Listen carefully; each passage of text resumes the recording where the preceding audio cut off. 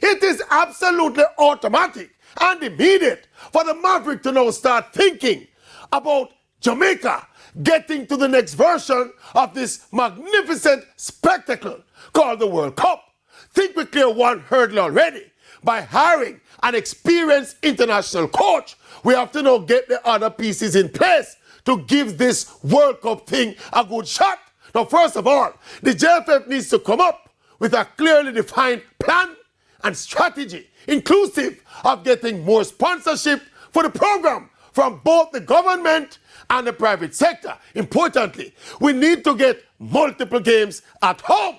Also, very importantly, the fans need to buy into the vision and come out and support the team, win, lose or draw.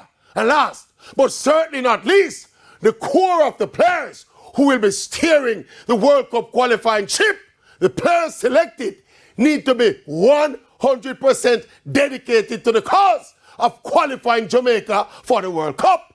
Nothing short of that will do. All of us, every single stakeholder, will have to play our part in booking a spot in the 2026 version of the greatest show on earth. Yes, thank you.